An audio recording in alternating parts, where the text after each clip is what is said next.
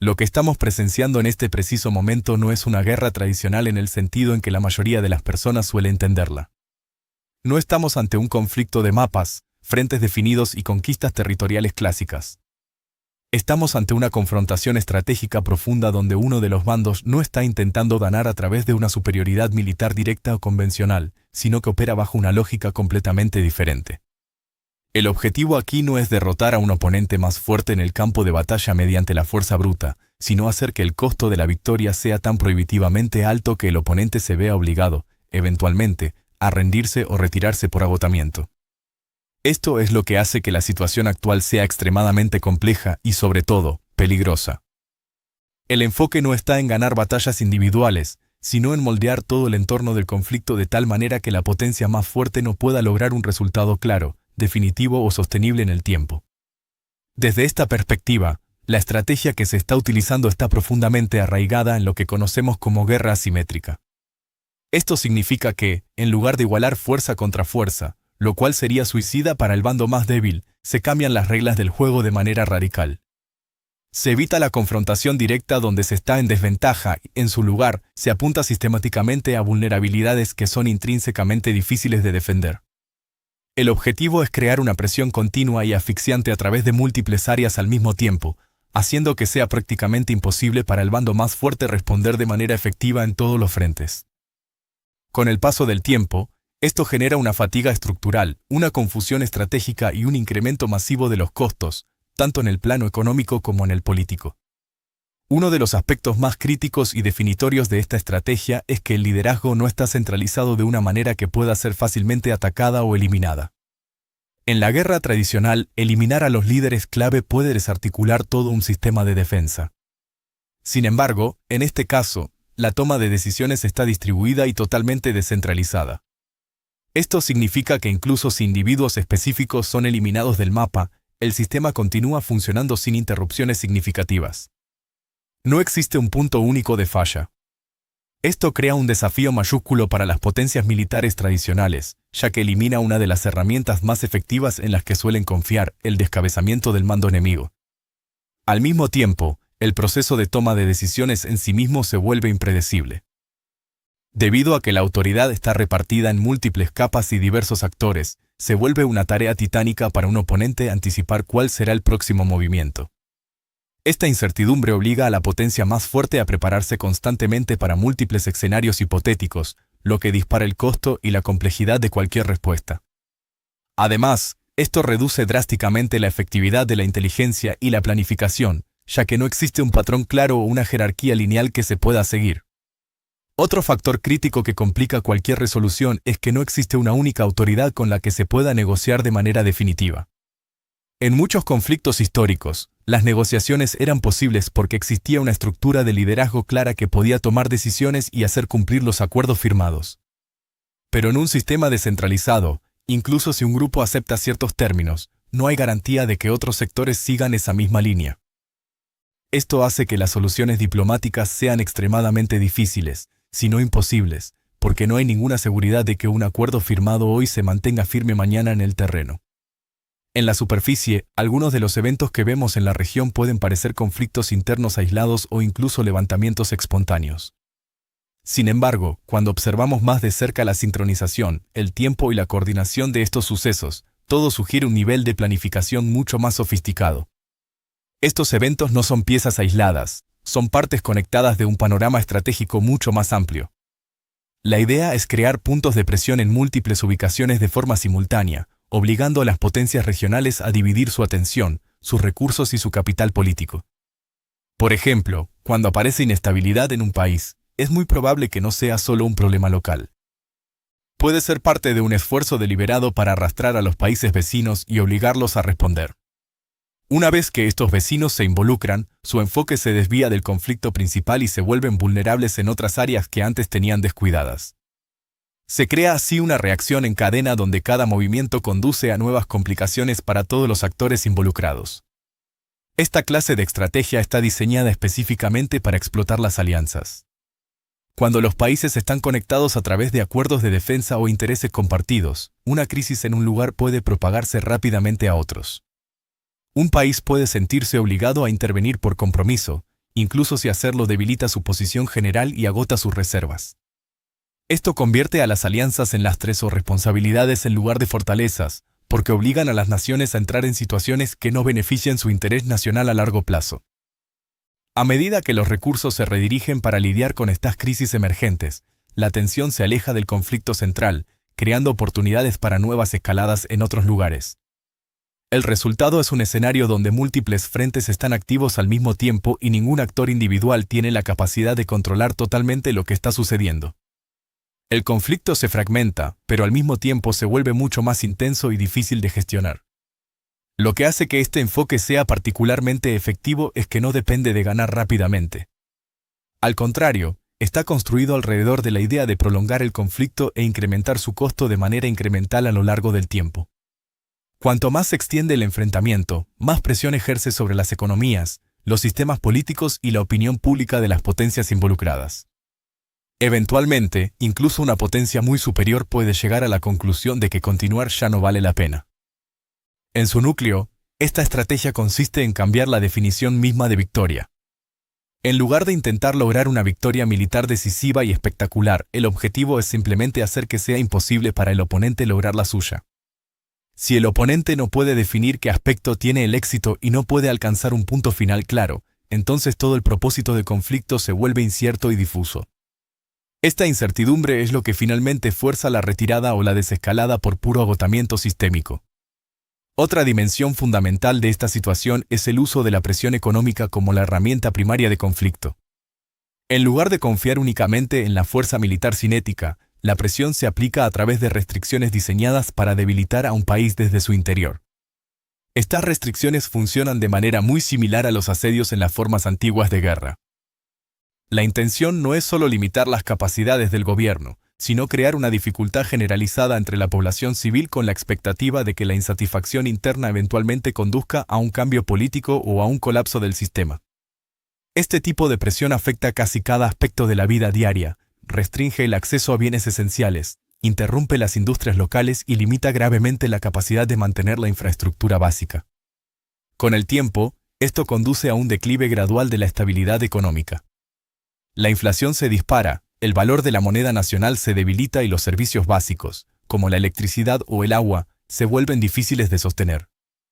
Esta presión no es inmediata en el sentido de una destrucción súbita por bombardeo, pero es continua, acumulativa y asfixiante, lo que hace que sea extremadamente difícil para el país funcionar con normalidad. Una de las consecuencias clave de este sistema es que impacta directamente en sectores que son críticos para la seguridad y el bienestar público. Por ejemplo, las limitaciones en el acceso a equipo técnico y piezas de repuesto pueden afectar gravemente los sistemas de transporte, lo que genera riesgos de seguridad que de otro modo serían evitables.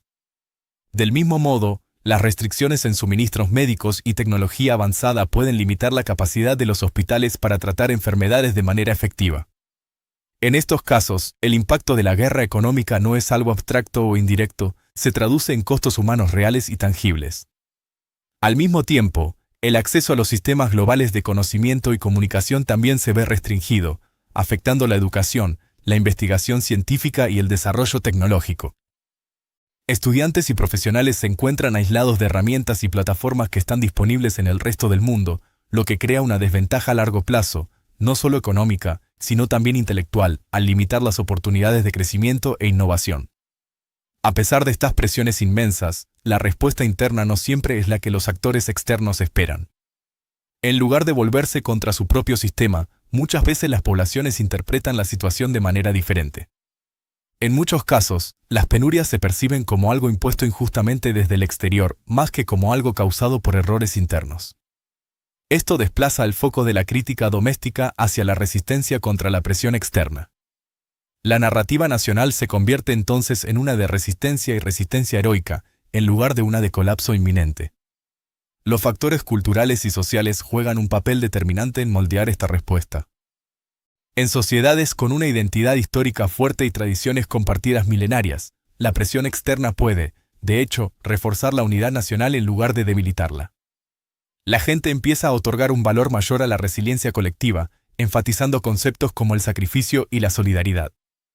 Se crea un marco psicológico donde el sufrimiento no solo se tolera, sino que se le dota de un significado moral o histórico profundo.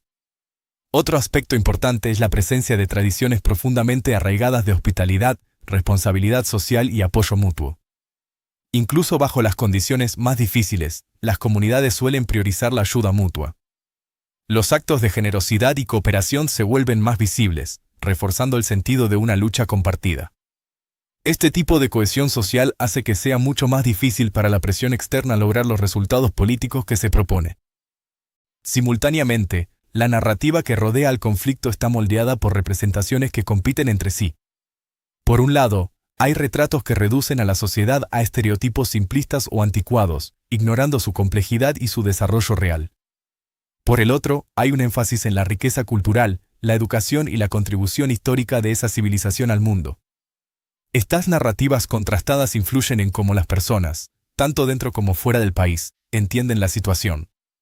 Históricamente, esta región ha desempeñado un papel fundamental en el desarrollo de la ciencia, la filosofía, la literatura y el comercio. Ha sido una encrucijada de civilizaciones donde las ideas y las culturas han interactuado durante miles de años.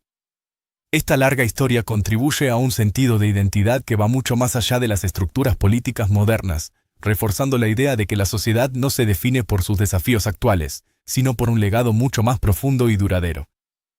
Además, el país ha invertido fuertemente en áreas como la ciencia, la ingeniería y la tecnología, a menudo bajo condiciones extremas de restricción. Esto ha llevado al desarrollo de capacidades domésticas propias en campos que usualmente dependen de la cooperación internacional. Aunque este progreso puede no compensar totalmente las limitaciones impuestas, proporciona un grado de autosuficiencia que reduce la vulnerabilidad ante el exterior. Es vital entender que las restricciones económicas no son medidas aisladas, sino parte de una estrategia integral que busca influir en los resultados políticos finales. La expectativa es que una presión sostenida conduzca eventualmente a divisiones internas o a disturbios a gran escala. Sin embargo, este desenlace no está garantizado en absoluto. En muchos casos ocurre el efecto opuesto. La presión fortalece la cohesión interna y refuerza la voluntad de resistir. Esto crea una situación donde ambos bandos operan bajo suposiciones completamente diferentes. Un lado cree que aumentar la presión llevará al colapso, mientras que el otro cree que la resistencia llevará al alivio estratégico o a una ventaja futura. Como resultado, el conflicto se prolonga indefinidamente sin que ninguna de las partes logre un resultado decisivo a corto plazo. Con el tiempo, este estado prolongado de tensión comienza a afectar no solo a los países directamente involucrados, sino a todo el sistema global.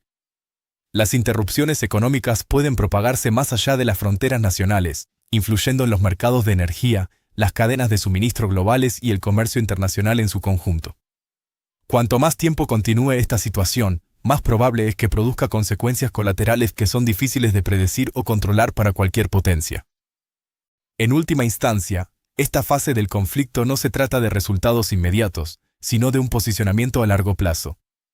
Es un concurso de resistencia donde cada bando intenta durar más que el otro, manteniendo la estabilidad suficiente para seguir operando.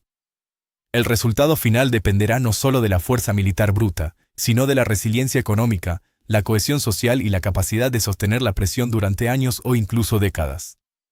A medida que la situación se desarrolla, el enfoque se desplaza de manera más clara hacia la confrontación directa.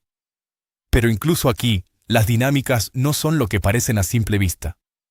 Mientras que un bando puede poseer una fuerza militar convencional abrumadora y tecnológicamente superior, el otro bando no intenta igualarla de manera directa o simétrica. En su lugar, confía en una estrategia que combina la precisión extrema, el tiempo calculado y el uso selectivo de capacidades avanzadas, como drones y misiles, para crear el máximo impacto con el menor costo posible, sin llegar a entrar en una guerra convencional de gran escala. El uso de esta tecnología es un elemento clave en esta fase. Estos sistemas son relativamente baratos comparados con los activos militares tradicionales, como portaaviones o cazas de quinta generación, pero son capaces de causar daños significativos a objetivos de muy alto valor. Esto crea un desequilibrio donde sistemas de defensa extremadamente costosos pueden ser neutralizados o simplemente saturados por herramientas ofensivas mucho más numerosas, flexibles y económicas.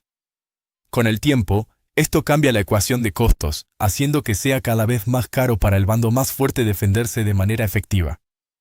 Otro factor determinante es la estrategia de objetivos. En lugar de centrarse únicamente en instalaciones militares puras, la atención se dirige también hacia la infraestructura crítica. Esto incluye sistemas que sostienen la producción de energía, el transporte y la actividad económica general. El propósito no es necesariamente destruir estos sistemas por completo, lo cual escalaría el conflicto a niveles incontrolables, sino demostrar la capacidad de interrumpirlos a voluntad. Esto crea una sensación constante de vulnerabilidad que tiene efectos económicos y psicológicos profundos. Al mismo tiempo, existe un esfuerzo claro por evitar acciones que disparen una escalada total. Ciertos objetivos altamente sensibles pueden ser abordados de una manera que señale la capacidad de ataque sin causar un daño irreversible, permitiendo que la presión aumente mientras se deja espacio para la negociación futura. Es una forma de comunicar fuerzas sin cruzar la línea roja que llevaría a una guerra total y abierta. La estrategia más amplia también incluye el concepto de apalancamiento geográfico. Ciertas ubicaciones geográficas tienen una importancia desproporcionada debido a su papel en el comercio global y el suministro de energía. El control o la influencia sobre estas áreas proporciona una herramienta poderosa que puede afectar no solo a un país, sino a todo el sistema internacional. Incluso la simple amenaza de interrupción en estas zonas puede tener efectos inmediatos en los mercados globales. Un ejemplo claro es el estrecho pasaje marítimo que sirve como ruta principal para el transporte de energía a nivel mundial. Una parte significativa del suministro de petróleo y gas del mundo se mueve a través de este corredor. Debido a su tamaño limitado y su proximidad a territorios clave, es particularmente vulnerable. La capacidad de influir en este pasaje crea una forma de apalancamiento que se extiende mucho más allá de la región inmediata.